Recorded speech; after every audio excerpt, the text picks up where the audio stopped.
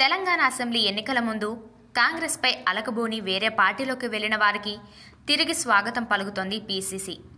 టిక్కెట్లు ఇవ్వలేదని కొందరు, సరైన ప్రాధాన్యత కల్పించలేదని మరికొందరు, ఇలా చాలామంది కాంగ్రెస్ నాయకులు పార్టీని వీడారు. ఇప్పుడు రాష్ట్రంలో కాంగ్రెస్ తిరిగి అధికారంలోకి రావడంతో ఎలాంటి షరతులు లేకుండా వాళ్ళని తిరిగి తీసుకోవాలని నిర్ణయించింది. గాంధీ భవన్లో PCC chief CM Revanth Reddy అధ్యక్షతన జరిగిన మీటింగ్లో ఈ నిర్ణయం తీసుకున్నారు. పార్టీలోకి వచ్చేవారికి ఎలాంటి షరతులు విధించాం, అలాగే వాళ్ళు కూడా ఆ పదవి కావాలి, ఈ పోస్ట్ కావాలని పేచీలు పెట్టకుండా కామ్గా జాయిన్ అవుతానంటేనే తిరిగి చేర్చుకోవాలని నిర్ణయించారు. గాంధీ భవన్ తలుపులు తెరవడంతో ఇప్పుడు ఎంతమంది బ్యాక్ టు పెవిలియన్ అంటారన్నది చూడాలి. శివ బాలకృష్ణ వ్యవహారం తెలంగాణలో రేపిన రచ్చ అంతా ఇంత కాదు. చాలామంది ప్రముఖ నేతలకు ఆయన బినామీగా ఉన్నారనే ఆరోపణలు కూడా వినిపిస్తున్నాయి. బాలకృష్ణ అరెస్టుతో అతని బాగోతాలు ఒక్కొక్కటిగా బయటకు వస్తున్నాయి.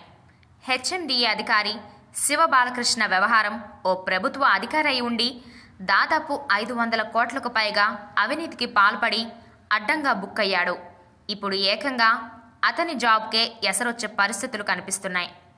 బీఆర్ఎస్ ప్రభుత్వ హయాంలో హెచ్ఎండిఏలో అన్నీ తానై అన్నట్లుగా వ్యవహరించిన శివ బాలకృష్ణ వ్యవహారం తెలంగాణలో రేపిన రచ్చ అంతా ఇంత కాదు. సీట్లలో అభ్యర్థులను ప్రకటించేశారు. ఇది ఇలాగే కొనసాగితే పార్టీ కార్యకర్తల్లో విభేదాలు పెరిగే అవకాశాలున్నాయి.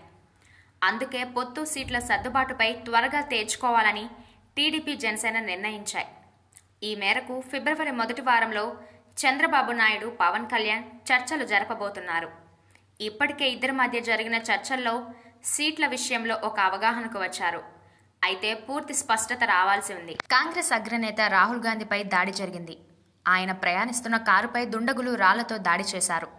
దీంతో రాహుల్ గాంధీ కారు ధ్వంసమైంది. ఈ దాడితో కాంగ్రెస్ పార్టీ కార్యకర్తలు ఒక్కసారిగా షాక్ అయ్యారు.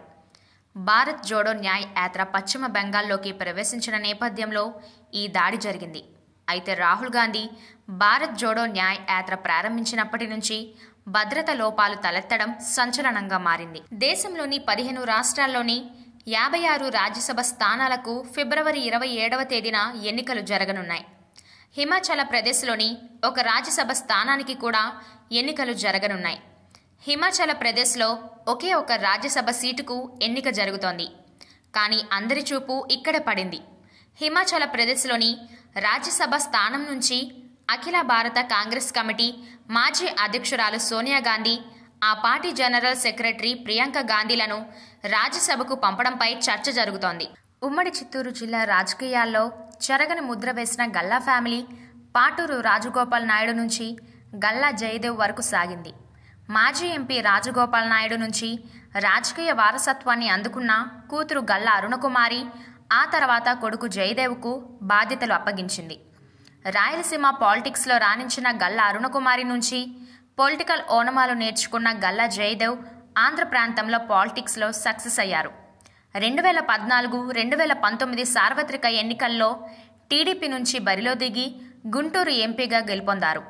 ఇలా 5 దశాబ్దాలకు పైగా రాజకీయం చేసిన 3 తరాల కుటుంబం ఇప్పుడు పాలిటిక్స్కే గుడ్ బై చెప్పడం ఏపీ పాలిటిక్స్లో సంచలనంగా మారింది.